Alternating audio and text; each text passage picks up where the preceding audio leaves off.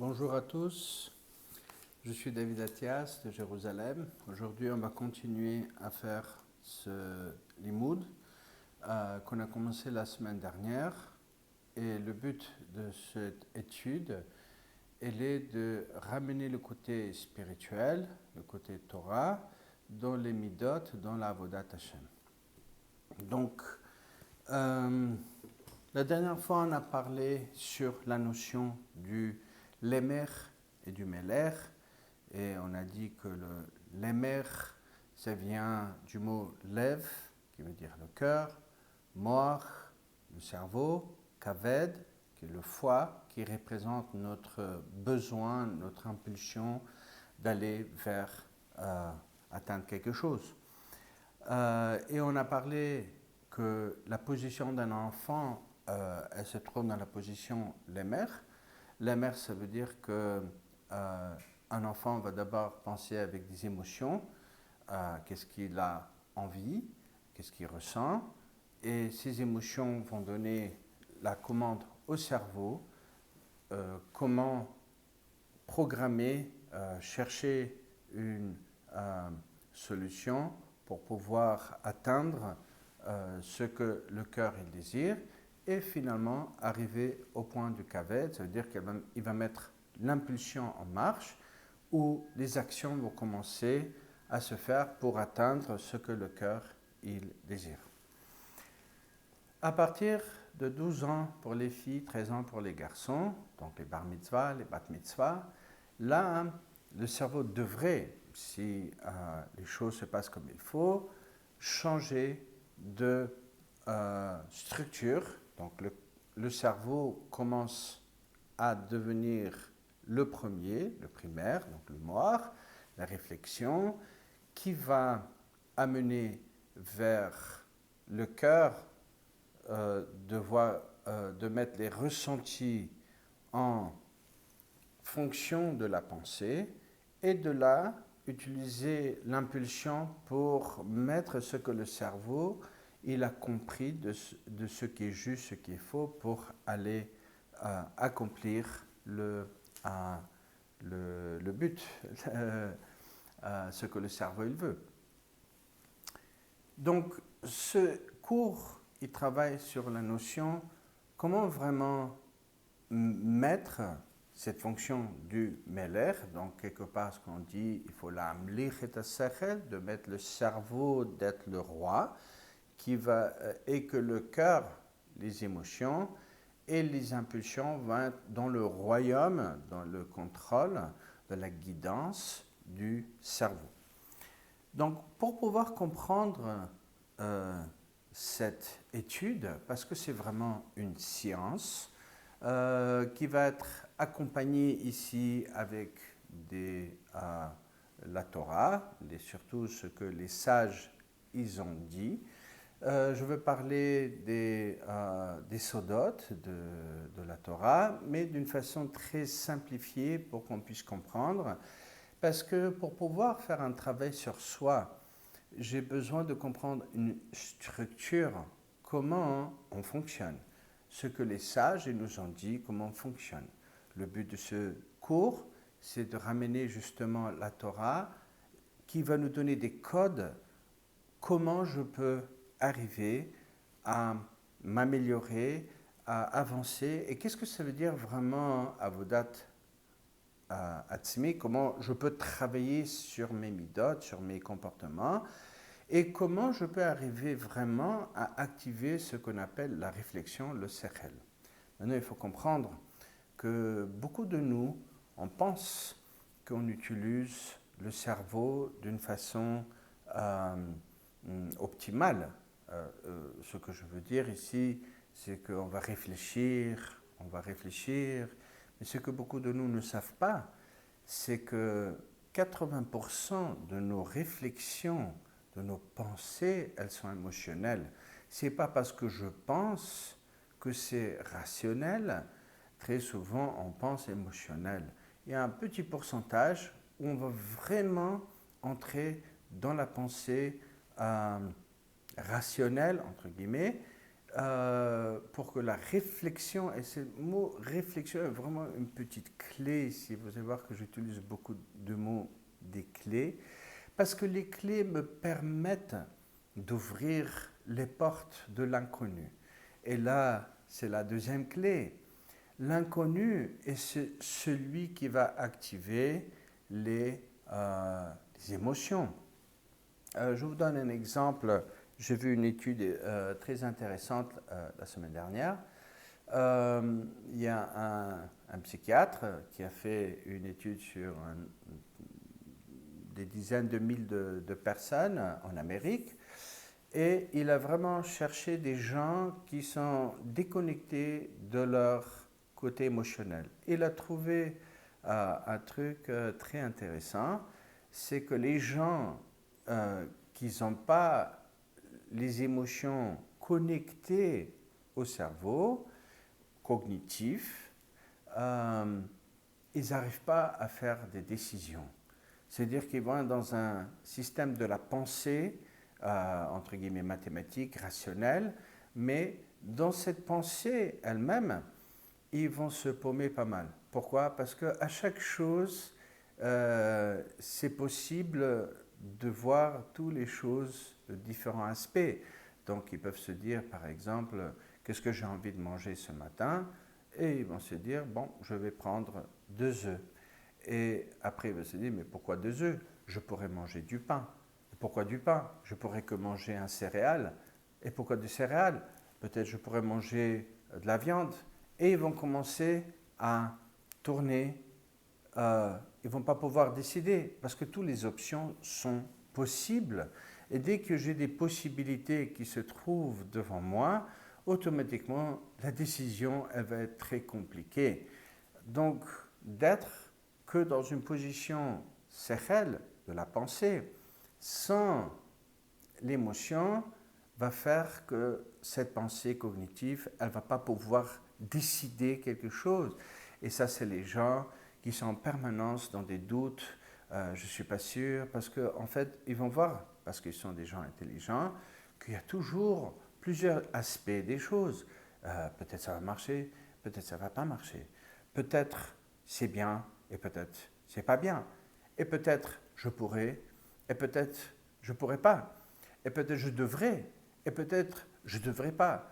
Et ils vont entrer en permanence dans des batailles entre le cerveau et le cerveau, entre des logiques, parce que si je regarde la chose que logique comme une équation mathématique, toutes les options sont possibles et aucune est vraiment ultime.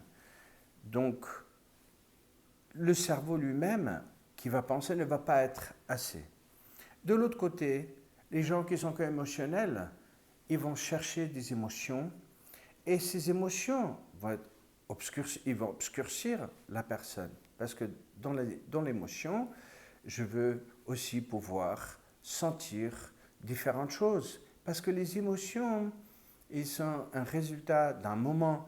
Alors, quand je suis devant le chocolat, je veux dire j'ai envie de chocolat. Ah, le chocolat, il est bien. Une fois que je l'ai mangé, je vais regretter. Je veux dire, mais c'est quoi? J'ai mangé du chocolat. Je n'ai pas besoin de chocolat. Je veux être gros maintenant.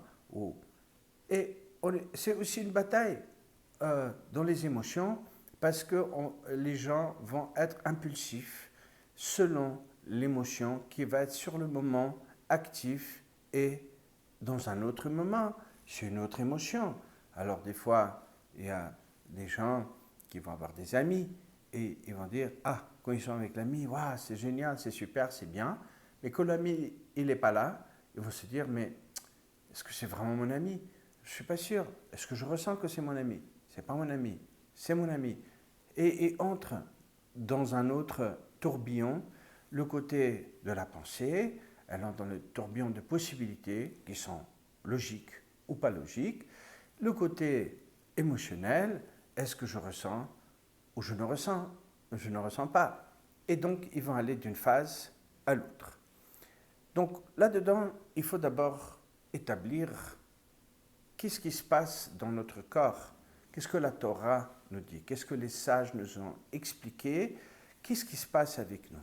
Et il faut savoir une chose, que quand la neshama, l'âme, elle entre dans le corps. Il faut savoir que ce qui entre dans le corps d'un bébé, un fœtus, d'accord, c'est une lumière qui va s'installer dans le corps, selon ce qu'ils nous disent nos sages, et cette lumière, elle va prendre ces petites boulettes, ces deux chromosomes qui vont se joindre au moment de la conception, et là, ça va commencer toute une construction d'un être humain que nous on est. Et la Tanya, elle dit, le Rebbe Azaken, d'accord, il amène une Gemara, il va dire qu'il y a 5 types de personnages. Il nous amène tout de suite qu'il y a un tzaddik, Shetovlo, qui est lui, il est bien, un tzaddik Sheralo, un tzaddik qui a un manque, donc il n'est pas dans le tov, il a un ra, il y a quelque chose qui n'est pas bien avec lui, mais c'est quand même appelé un tzaddik. Il y a un racha qui est tovlo, qui est bien, qui a tout le bien avec lui, et un racha sheralo, il y a un racha où il y a du mal avec lui. Il veut dire qu'il y a un 5e qui s'appelle Benoni, qui est des fois ici, des fois là-bas. Il va avoir plus de sroyot, des choses qu'il fait bien, que des averot. Mais il faut savoir une chose. Semble-t-il qu'il y a un petit conflit, entre guillemets, entre le Rebbe Azaken, qui a écrit la Tanya, et Rabbi Chaim Moshe Luzzatto. Parce que Rabbi Chaim Moshe Luzzatto, il dit, tu ne peux pas dire qu'il y a un tzaddik qui a mal, qu'il y a un mal avec lui, parce qu'un tzaddik, si on le demande, même s'il souffre, est-ce que Ralecha, est-ce que tu as mal? Le tzaddik va répondre, ah non, tout va bien, je ne comprends pas, c'est quoi votre problème? Mais donc il dit, qui va dire qu'il y a un tzaddik vers Allah? C'est celui qui regarde le tzaddik. C'est-à-dire que quelqu'un qui regarde un tzaddik, il ne va pas comprendre pourquoi il souffre. D'accord? Donc, Ramchal, Rabbi Chaim Moshe Luzzatto, il faut comprendre, c'est un contemporain de Baal Shem Tov. Ce n'est pas quelqu'un qui est simple. Et le Baal Shem Tov, il était bien, il connaissait Rabbi Chaim Moshe Luzzatto et Or HaChaim HaKadosh. Il y avait une histoire que j'ai amenée une fois, je vais l'amener très, très vite, que quand Ramchal il est entré en Eretz Israël, il a envoyé une lettre, le Baal Shem Tov, à Or HaChaim HaKadosh, qui était déjà en Eretz Israël, et il a demandé est-ce que c'est le temps que je viens, parce que lui il a écrit, le Baal Shem Tov, que Ramchal était la Neshama de Mashiach, et que Or HaChaim HaKadosh c'était le roi de Mashiach, et que sur soi-même, il a indiqué qu'il était le Nefesh de Mashiach. Et on sait que quand les trois se joignent, c'est la Géoula. Et Or HaChaim, il lui répond, il dit, comment tu me vois? Bien sûr, on parle ici des visions spirituelles. Il lui répond, je te vois à moitié. Et Or HaChaim, il lui répond, à Baal Shem Tov, il dit, c'est pas le temps. Si tu ne me vois pas, c'est pas le temps de la Géoula, ne viens pas. Et il y a toute l'histoire que Baal Shem Tov n'a pas accepté, il s'est mis dans un bateau, il voulait arriver à tout prix en Eretz Israël, mais le bateau il a coulé, et il y avait plein de problèmes, et il a réussi, RCO, à rester en vie, et il a compris que ce n'était pas le temps. Donc, je comprends, c'est des gens très très grands et puissants qui parlent ici. Et Ramchal, il écrit dans un livre, d'accord, qui s'appelle le Derech Hashem, dans le Perek Aleph, dans le chapitre Aleph, et il dit là-bas un truc très, très, très joli. C'est-à-dire, il s'adresse ici sur la Neshama. Pourquoi la Neshama, elle entre? En fait, d'abord, avant que je continue, il faut résoudre l'histoire, qu'en fait, il n'y a pas de conflit entre Rebbe Azaken et Ramchal. C'est que Rebbe Azaken, il appelle le tzaddik vers Allah, ou le Benoni. Ce n'est pas qu'il a mal, qu'il se plaint qu'il a mal. Il veut dire que il y a deux sortes de nefesh qui entrent dans le corps de l'homme, d'accord? Il y a un nefesh, l'âme, qui est béhémi, l'âme qui est animale, et un nefesh qui est nefesh elokit, qui est l'âme qui représente la lumière, il ne représente pas, il est de la lumière de Hachem, d'accord? Donc c'est ce que nous, on fait Ramchal, ce que lui il appelle Neshama. Et en fait, on va voir que la seule différence dans l'étude entre la Tanya et ce que Ramchal il donne, c'est comment ils appellent ce Nefesh Elokit. Donc Ramchal, il s'adresse à la Neshama, et Balatanya, il va s'adresser au Nefesh Elokit. Pourquoi? Parce qu'en fait, ça c'est quelque chose de très important. C'est que quand l'enfant va naître, il va sortir dehors. Dès qu'il va sortir dehors, il va accrocher à lui, à ce moment-là, cette Nefesh Behemit, c'est-à-dire l'âme animale, il va se brancher à ce enfant, à ce bébé, et ce Nefesh Behemit, lui, il va commencer maintenant à se développer jusqu'à 13 ans chez les garçons, 12 ans les filles, et le Nefesh Elokit, elle va être bekouvetzet, ça veut dire qu'elle va être là, mais comme en stand-by, elle va être du côté, elle ne va pas avoir l'expression jusqu'à bat mitzvah ou bar mitzvah. Donc, c'est pour, il explique Balatanya, qui est vraiment, pas seulement Balatanya, Aré Akadosh, il parle de ça, Rabbi Shimon Bar Yochai, dans le Zohar Akadosh, et aussi Ramchal, il parle de ça, que en fait, pendant 13 ans, celui qui va être en contrôle de notre corps, de notre physiologie, de cette impulsion physique, de ce qu'on appelle le nefesh behemi, l'âme animale, c'est le Samer même, c'est le Satan, c'est le Yetzer Hara, c'est lui qui est en contrôle de notre corps. Et jusqu'à 13 ans, c'est lui qui va guider, entre guillemets, l'enfant. C'est pour ça que c'est le temps où on va contrôler les enfants, on va leur donner à étudier la Torah, de faire les barachot, on va les habituer déjà de penser dans la Kedusha, mais ce Nefesh Behemit, il est important. Et lui, il va travailler dans le système Lemer. Donc Lemer, ça veut dire quoi? C'est que les impulsions du corps vont être primaires chez l'enfant. Donc, donne-moi, j'ai besoin, j'ai envie, à manger, mon bien, il pense qu'à soi. À partir de 13 ans, et jusqu'à 13 ans, d'ailleurs, il n'y a pas de guerre. Les enfants sont gentils, ils vont écouter, ils vont faire ce qu'il faut, parce qu'il n'y a pas de conflit à l'intérieur de la pensée de l'enfant. Parce qu'il n'y a que un nefesh qui est là-dedans, et une âme qui fonctionne, c'est celle de Behemit, de l'animal. Mais quand il va venir à 13 ans, que maintenant va se réveiller cette nefesh, comme on s'appelle, Elokid, la Neshama, a commencé à avoir son effet. Donc là, maintenant, va commencer toutes sortes de conflits avec les teenagers qu'on a. Ils ont envie de ça, je n'ai pas envie.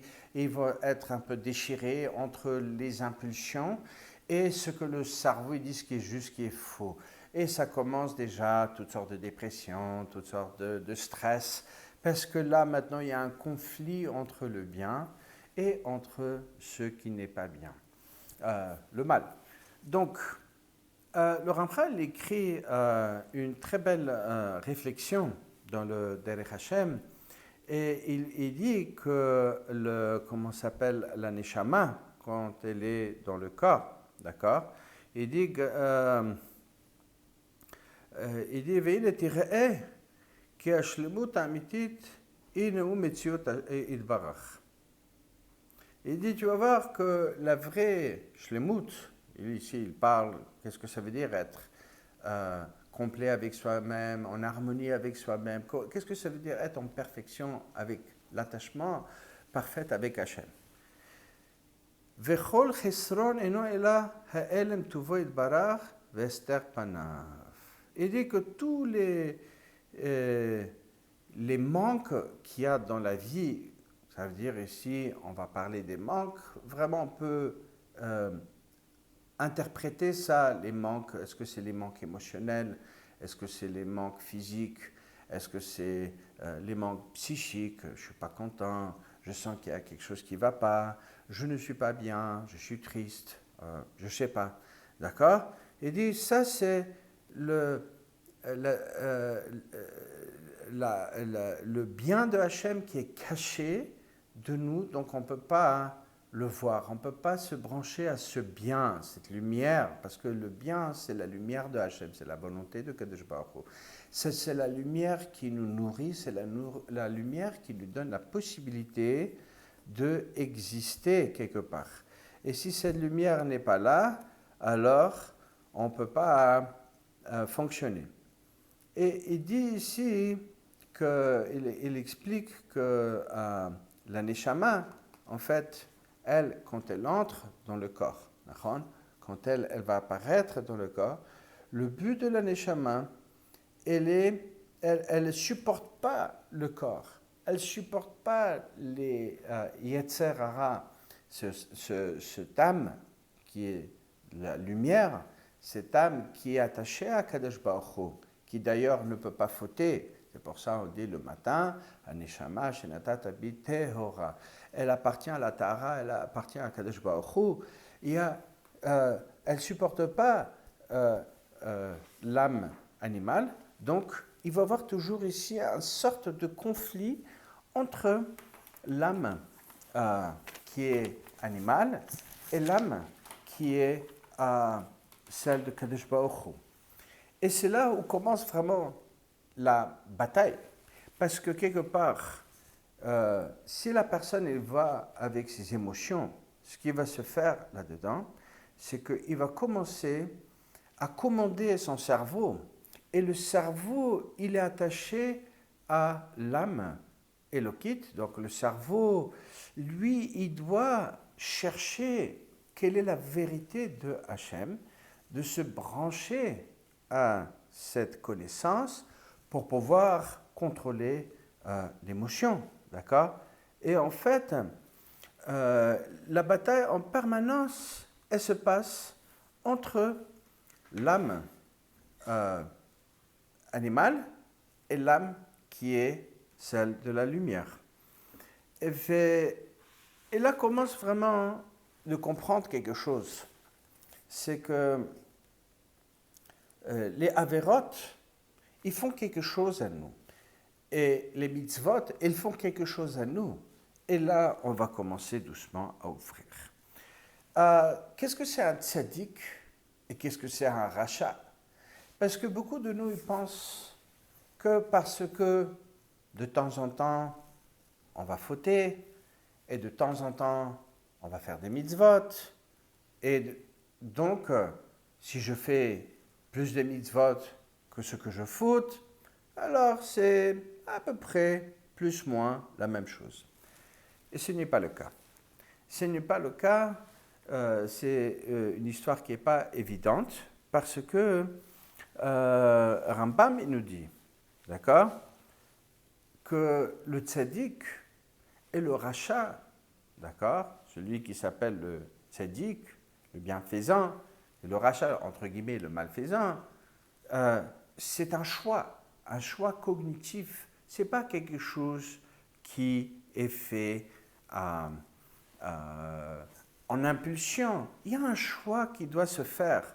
Alors c'est vrai que le Yetzer Hara qui est dans notre corps, le Satan lui-même, le Samer même, lui, il a un contrôle là-dedans. Maintenant, à la mesure que la personne, il a étudié la Torah, il a fait les mitzvot, mais pas juste pour les faire, ou juste pour, bon, c'est important de les faire de toute façon, mais qu'il a fait ça avec une intention particulière de se rapprocher à Kadosh Baruch Hu, c'est à cette mesure que la personne va aussi rechercher en fait où se trouve le code, la clé, qui va me permettre que la neshama, elle soit celle qui contrôle le corps, qui est le nefesh behemi, et que le corps ne soit pas celui qui contrôle le cerveau, la conscience, comment ça s'appelle, de Kadosh Baruch Hu, de Elokut, d'accord, de la lumière de Hachem, de ce Tov. Et c'est la bataille entre les deux qui va en permanence se faire. Et la question, c'est qui va gagner. Alors, pourquoi tellement important de parler des mitzvot? Pourquoi c'est important de parler des averot? Parce que, vous savez, très souvent, les gens ils vont aller dans la rue, par exemple, et ils vont voir une personne qui fait des averot. Peut-être il n'est pas bien habillé, peut-être il ne mange pas kasher, peut-être il fait une faute, et il va dire, regarde, c'est Rechaim. T'as vu le rachat? T'as vu le rachat? Regarde comment c'est Rechaim, il fonctionne. Mais il faut savoir, ce n'est pas aussi évident que ça. Les deux nefashot, selon le langage de la Tanya, où le nefesh behemi et la neshama, comme il dit Ramchal, elles sont complètement deux différentes catégories. Ils ne se mélangent pas, il n'y a pas de mélange entre les deux. Et ce qui se passe, c'est que quand la personne fait une avéra, il s'appelle en haut Racha Gamour. Il s'appelle un rachat complet. Et quand la personne fait teshuva, il s'appelle Tzadik Gamour. Alors, ça va de 1 à 0, de 0 à 1. Il n'y a pas de milieu. Et voici le problème, c'est que quand on va regarder les autres, on va les juger. Et ces jugements vont être simples, parce que nous, on est à l'extérieur. Mais moi, ce que je dis toujours, faites attention quand vous jugez les autres, parce que à ce point-là, que vous jugez quelqu'un d'autre pour du mal, les Bachamaim, ils ouvrent tout de suite les siffrets de Sruyot et des Averot de la personne et ils commencent à le juger selon le mal qui est en lui. Maintenant, il faut comprendre une chose, que la clé que j'ai proposée au départ, c'est la connaissance. Quand j'ai une connaissance comment quelque chose fonctionne, c'est que là que je peux utiliser ma pensée de la Neshama, de Nefesh Eloki, et je peux utiliser les émotions qui sont aussi de la Neshama et de ce Nefesh Eloki. Parce qu'on va voir que même les émotions, on doit les utiliser dans le bon sens. Et juste pour vous donner à quel point c'est compliqué, les avérotes, Ramchal, il explique que dans notre corps, on a 248 organes qui sont là-dedans. Et on a aussi ici 365 tendons qui existent dans notre corps. Et on a les ramach evarim qui sont et les chassa gidim. Maintenant, il y a un qui va travailler avec les mitzvot assez, les mitzvot qui sont commandés, qu'est-ce que je dois faire, et le deuxième, il va travailler avec les mitzvot l'ota assez, qu'est-ce qui est interdit de faire. Et Ramchal, il amène dans l'étude, fais attention, parce que ramach et chassa, 248 et 365, ils donnent 613. Il y a 613 mitzvot qui sont donnés dans la Torah. Et chacune de ces mitzvot, ils ont un but. Maintenant, il faut comprendre que il y a 613 tuyaux énergétiques, si je veux dire spirituels, qui connectent l'homme à une empreinte de lumière de laquelle il reçoit de la neshama. Elle va illuminer son corps, son nefesh, son être. Et ces tuyaux sont dépendants des mitzvot. Et plus que ça, Ramchal il amène que si on imagine les mitzvot comme un tuyau, d'accord? Ce qui est l'extérieur du tuyau, ici ça aurait été le goumi, ça c'est la mitzvah elle-même. Elle est le keli. C'est à travers elle qu'il y a quelque chose qui doit passer. Et ce qui se trouve à l'intérieur de ce tuyau, ce sont les midot, les comportements. Et dit Ramchal, celui qui fait des mitzvot, mais ces midot ne sont pas bonnes. C'est comme un tuyau qui a plein de trous. Ça se disperse partout, il n'y a rien qui sort de ce tuyau. Et pourtant, je verse plein de lumière dans ce tuyau, mais ces tuyaux disparaissent. Et ce qui va se faire, c'est que ces tuyaux, ils se branchent à notre système chromosomique. On sait que les chromosomes, quand ils se détachent, ils deviennent comme deux lignes où il va y avoir plein des acides aminés, d'accord, qui sont des protéines qui vont attacher ces tuyaux de pouvoir fonctionner. Et Ramchal dit qu'en fait, quand la personne il va faire une avéra, quand il va faire quelque chose de mal, ce qu'il va faire, il va mettre une chatzitza entre cette lumière et certaines parties de ces acides aminés, d'accord? Et ces protéines vont commencer à se bloquer, ils n'ont pas de lumière. C'est comme une plante.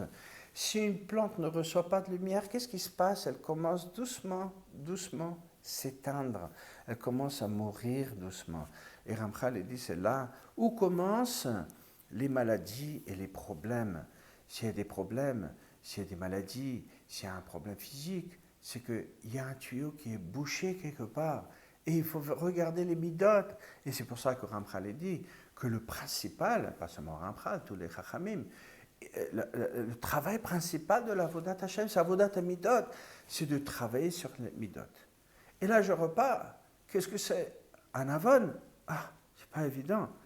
Et un avon, il dit dans la Tanya, et dans le Perek Aleph, dans le chapitre Aleph, il dit Ve'ot shareh bish'a she'oseh avonot nikra rasha gamour. Il dit, la Tanya, que la personne, au moment qu'il fait une avéra, il s'appelle rasha gamour. Il s'appelle complètement rasha.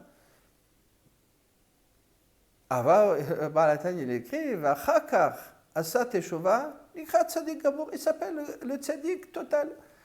Wow. C'est vraiment d'un coin à l'autre. Va filo a over al isur al divrei sofrim. Mais crée rachat, et dit même si une personne, il fait un issour, quelque chose de mal, qui va passer la mitzvah des rabbanan. C'est ce que les rabbanim, ils ont donné une mitzvah. Par exemple, il faut faire Birkat Hamazon. Des fois, ils sont fatigués, ils n'ont pas envie. Alors, ils commandent une pizza, ils vont manger une pizza. Bon, allez, les enfants, on est fatigués, allez, on va dormir. Shabbat, Shabbat c'est déjà spécial, là-bas il faut faire la bracha avant, la bracha après, parce que c'est Shabbat, Shabbat il faut faire. Mais on ne va pas trop, pendant la semaine, je n'ai pas le temps, je mange une part de pizza, est-ce que c'est le shiur, la mesure de Birkat Hamazon, il n'est pas, c'est pas grave. Et il dit non, il dit tu n'as pas fait Birkat Hamazon, et plus que ça, Birkat Hamazon, il est de la Torah, mais il n'a pas fait Hamotzi, il n'a pas fait Netilat Yadayim, il n'a pas lavé les mains avant de faire Hamotzi. Il est en train de passer contre la mitzvah des Rabbanan, Nikra Racha Gamour. Il s'appelle un Racha total. Une belle question ici dans toute l'étude de ce qu'il dit à Balatania. Il y a toute une histoire.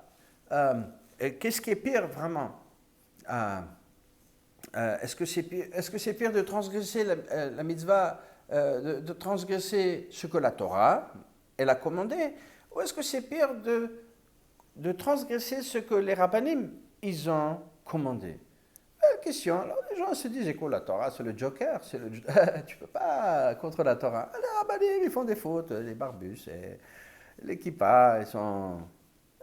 peut-être ils se sont trompés. Il dit non, non, pas comme ça. Parce que la Torah, celui qui a transgressé la Torah, c'est une transgression. Mais comme la Torah, elle a commandé d'écouter les sages, donc quand la personne va transgresser une mitzvah des rabbanan, des sages, il va faire 2 transgressions, pas une.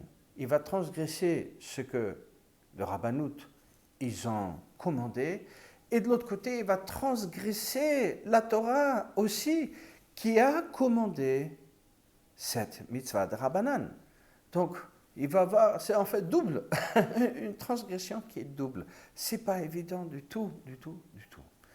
Et il continue ici, Balatania, il dit, va filou haover al sourd, le vrai sofrim, nikra mikresh racha, et là-bas, il va amener Perek Nida, Perek Ouf, dans le chapitre 100 de la Gemara Nida, il va filou misheyesh biado limchot velo macha, nikra racha. Il dit, celui qui avait la possibilité, limchot, ça veut dire de dire alors, c'est pas bien. De quoi il parle ici? On sait très bien que c'est interdit. C'est pas interdit, mais la Torah, les sages nous apprennent de Pirkei Avot que celui qui ne veut pas entendre, il ne faut pas aller là-bas lui parler, tu sais, tu devrais mettre les tefilines, tu devrais garder Shabbat, parce que s'il ne veut pas entendre, ça va que faire du mal, ça va faire des disputes et il n'y a rien. Mais ici, très souvent, c'est dans la maison. Dans la maison, des fois, les enfants, il n'a pas fait Birkat Hamazon. Maintenant, ici, il faut beaucoup de douceur. Il n'a pas fait Birkat Hamazon. Le père, la mère, ils vont se dire, écoute, ça ne sert à rien, si je lui dis, il ne va pas écouter, laisse tomber. Et ils vont respecter, entre guillemets, l'enfant. Ils vont dire, c'est pas grave, tu fais comme tu as envie de faire, tout va bien. Et en fait, c'est pas comme ça. Il dit, tu te tais, tu n'as rien dit. Nikra Racha, le père, la mère. Pourquoi? Parce qu'ils n'ont rien dit. Mais par contre, ce qu'ils doivent dire, ils disent, tu sais, tu devrais faire maintenant Birkat Hamazon. Maintenant, l'enfant, il ne veut pas faire ça, c'est déjà son choix. Il n'a pas voulu. Là, on peut dire, on n'est pas obligé de se battre pour prouver quelque chose. Mais c'est à nous de dire à l'enfant, tu sais, aujourd'hui c'est Shabbat. Ça, c'est interdit. Il va dire, j'ai pas envie.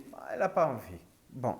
Mais au moins de dire, c'est Shabbat, ou lui dire Shabbat Shalom, ou tu sais, le Shabbat, c'est pas bien de faire ça, c'est interdit le Shabbat. Et l'autre, il va dire, je m'en fous. Ok. Là, on peut reculer. Mais de se taire, ou de manger la pizza, ou le père ou la mère, elle va lire Birkat Hamazon, mais les enfants, ils s'en foutent de Birkat Hamazon, ils n'ont rien à voir avec la Torah. Ça s'appelle Racha Gamour. C'est terrible, c'est pas évident. Mais non, qu'est-ce que c'est ce rachat? Qu'est-ce que ça veut dire ce rachat Gamour? Qu'est-ce que ça veut dire tzaddik? Quoi? Kadosh Baruch Hu, il veut que moi je sois un tzaddik, un rachat, pas rachat, qu'un tzaddik. C'est quoi cette histoire de tzaddik et de rachat? Et en fait, il y a une histoire ici, c'est que quand la lumière de la Kedusha, il dit, Balatania, il amène ça, Ramchal, il parle beaucoup, beaucoup de ça, que quand la Neshama, elle vient dans ce monde, elle est venue le taken et tagouf, elle est venue réparer ce nefesh behemi qui est en nous. C'est là où se trouve cette bataille. Et cette bataille, elle est très importante, parce qu'elle se trouve à l'intérieur de nous. C'est que si cette lumière, le sechel, la pensée de la lumière, elle commande les émotions. Mais j'ai besoin d'émotions. Mais que les émotions aussi soient dans la Kedusha. Et dit, cette lumière, elle va donner à notre corps la possibilité de fonctionner comme il faut. Et pas seulement, ça va nourrir la lumière de notre pensée. Donc, c'est pour cela, c'est écrit que les tzadikim sont joyeux. S'ils n'ont pas de joie, c'est comme la Shrina, la présence de Hachem, elle n'est plus là. Elle va se cacher, elle va être là, mais elle est cachée, elle n'est plus dévoilée. Et tout le but ici, c'est est-ce que cette lumière, elle se trouve à l'intérieur où cette lumière ne se trouve pas à l'intérieur. Donc ici, ce qui veut dire, les sages, que le but des mitzvot, les mitzvot de travail sur soi, il n'est pas seulement d'être gentil, de dire bonjour, au revoir, donner, recevoir. Ça, c'est sympathique, c'est joli. Les goïms sont aussi très polis, mais ils n'ont pas la neshama. Ils n'ont pas du tout la neshama. Et plus que ça, un goy qui donne la tzedaka, c'est interdit de prendre de la tzedaka. Pourquoi? Parce que lui, il n'a pas la tzedaka, parce qu'il veut se brancher à Kadosh Baruch Hu, il donne la tzedaka pour soi-même. Ça veut dire que si un goy donne une tzedaka, il attend un remerciement maintenant. S'il n'a pas de remerciement, il va regretter qu'il a donné une tzedaka. Alors qu'un juif, même qui donne une tzedaka de 50 shekels, 100 shekels, il ne va pas regretter, il est content qu'il a fait la mitzvah. Pourquoi? Parce que cette mitzvah, cette action, elle va le brancher il va brancher encore un tuyau en lui, dans ses cellules, dans son chromosome, qui va lui donner une lumière, qui va lui permettre de vivre bien. Et là-dedans, maintenant, vraiment commence ce travail. Comment le Yetzer Hara fonctionne avec nous? Il faut savoir que le Yetzer Hara, il fonctionne avec nous toujours à travers le moutar, ce qui est permis. Parce que si le Yetzer Hara vient chez vous, il vous dit de manger du porc ou de casser Shabbat, de se dire mais ça ne va pas, dégage, je ne suis pas intéressé par ça. Le Yetzer Hara ne fonctionne pas comme ça. Le Yetzer Hara, il va toujours fonctionner à travers le moutar. Qu'est-ce qui est permis? Qu'est-ce qui est bien pour toi? Et il va, j'ai envie du chocolat. Ça veut dire, il faut regarde bien le cacheroute, il va voir Badat Seda Kheredi, un bon cacheroute, il dit voilà, ça je peux, c'est permis.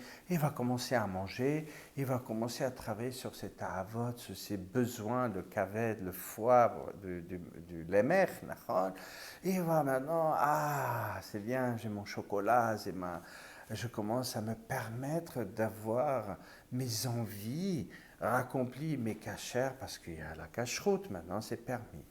Et là-dedans, maintenant commence le problème de cette influence, parce que de plus que je veux me permettre à remplir mes besoins, mes envies, de plus que je veux commencer à aller dans le Issour. Et finalement, le Yetzer Hara dit, mais et là-bas, tu as goûté ce truc-là? Il est bon aussi. Ah, c'est bon. Ah, si c'est bon. Si je goûte. Ah, ça va faire. Une fois, tu peux goûter, tu peux savoir. Et c'est là on se fait avoir. Pourquoi tout ça est tellement important? Parce que sachez une chose. Quand notre pensée, elle est guidée par des émotions, elle est guidée par notre corps. Et celui qui conduit notre corps, c'est le Yetzer Hara, le Samer même. Et des fois, on va faire des décisions qui ont l'air d'être très bien. On va dire des choses pas bien, on va faire des actes qui vont blesser les autres, on va faire des choses dures parce qu'on va ressentir que ça, c'est juste. Et ce qu'on va faire, on va commencer à sentir que tout va bien, tout est bien. Et au lieu du bien, on va doucement tomber dans le mal. Et je vais vous raconter ici une histoire que il raconte ici comment s'appelle Ramchal. Il parle ici dans le Otzrot Ramchal comment le Yetzer Hara, le Samer même, il fonctionne avec nous. Comment nous on tombe dans sa shlita, dans son contrôle. Parce qu'il faut savoir que dès que le Yetzer Hara est dans le contrôle, la lumière doucement s'éteint. On ne va pas le sentir tout de suite. Par exemple, si vous remarquez, quand on part d'Israël, par exemple en France, à Paris, on sort d'Israël, on se sent encore dans la lumière d'Eretz Israël. On vient à Paris, on sent que c'est la France, ça va, mais on a l'impression que ce n'est pas aussi mal que ça. Un jour, 2 jours, 3 jours, léat, comme les lumières qui commencent à faire dimming, et commencent à disparaître. Et là, déjà, on sent, on n'est plus en Eretz Israël. C'est très dur. Et de plus que le temps passe, on commence à avoir des gagouilles, de sentir ce manque de lumière d'Eretz Israël. Mais ce n'est pas tout de suite, ça prend quelques jours. Doucement, il va disparaître jusqu'à qu'on se rende compte qu'on n'est plus en Eretz Israël. Il y a la Touma qui est autour de nous. Ah, elle est terrible cette Touma. Et là commence vraiment le problème.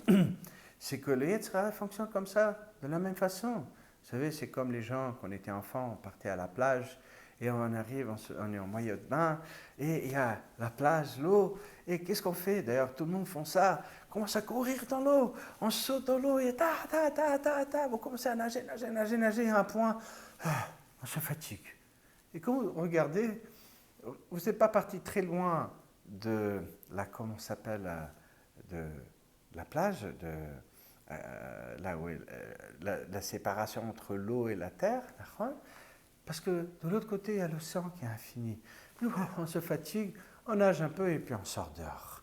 Et de la même façon, les gens, ils vont faire des fois, ils vont faire des décisions, que par exemple, ils vont se divorcer, et ils ne sont pas contents pour telle raison, qui ne sont pas vraiment des raisons qu'ils ont...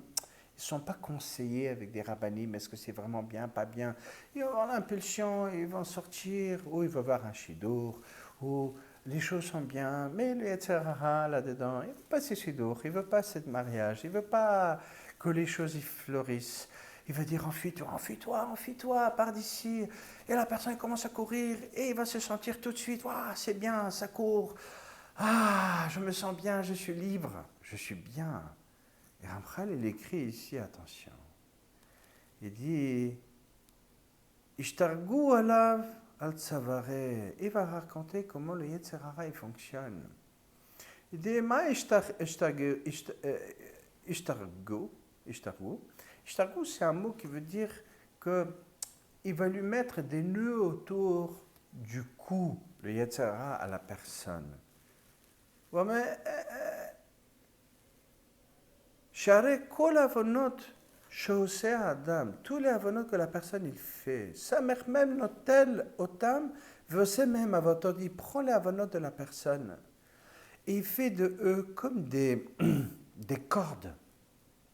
Veoser merkavto bahem, il va le mettre autour du cou de la personne qui fait ses avonot et il va l'accrocher au chariot du Yetzer Hara, du Satan. Vekosher ele havotot basé haol. Et la personne va devenir maintenant doucement accrochée comme une béhéma à ce chariot. Et là, il explique, Ramchal, il explique à quoi la chose ressemble. C'est comme un cheval qui est oppressé, il a le hol, il est attaché, il doit travailler, il a une responsabilité, il doit s'occuper de son conjoint, il doit s'occuper des enfants, il doit s'occuper de ça et de ça et de ça. Il dit, je suis oppressé, j'en peux plus. Et il va regarder comment s'enfuir de là-bas. Il va chercher dans le gader, dans la muraille qui entoure la ferme où se trouve ce cheval, un trou. Il va voir une raison, quelque chose. Et il va s'enfuir. Et quand il va s'enfuir, il va être libre dans la prairie. Et les parois, sous Péré. Il commence à courir. Il dit, regarde, la liberté, c'est bien.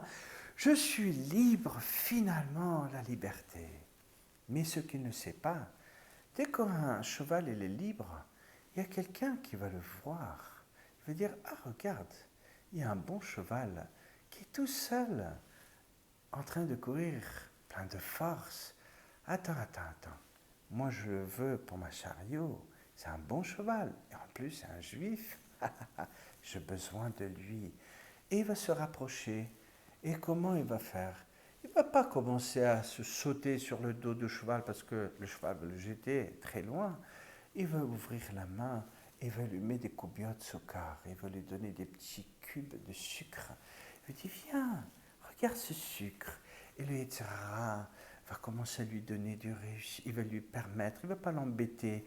Donc la personne va sentir que du coup, le travail s'ouvre, du coup, il commence à s'acheter des habits, il est bien, il reçoit de l'argent, la vie est bien. Et il va se dire, voilà, sauf, je vis. Mais ce qu'il ne sait pas, cette personne, c'est que le Yetzirah lui donne des sucreries et doucement, il lui met les avototes, les cordes, sur sa tête. Et doucement, doucement, il lui fait gentil, regarde, du sucre. Et après, il monte sur le dos de ce cheval. Il dit, ah! Et là, c'est fini, le cheval. Il n'est pas bien, il est plus libre. Et doucement, doucement, il se bat avec ce problème qui se trouve maintenant. Parce que maintenant, il commence à sentir, ah, mais je ne suis pas bien, c'est compliqué, c'est difficile. Et c'est nous, on veut le sentir oppressé maintenant de la vie. Le travail ne travaille pas aussi bien comme il a travaillé au départ, comme celui qui nageait, il nageait très bien, du coup, il se fatigue. Comment sentir, commence à perdre confiance en soi, confiance dans ses décisions, confiance en autres. Et dit à Ramchal que doucement, doucement, il amène ce cheval, ce Samer même, ce Yetzirah, à sa chariot, il l'accroche. Et il commence à le conduire comment lui il veut.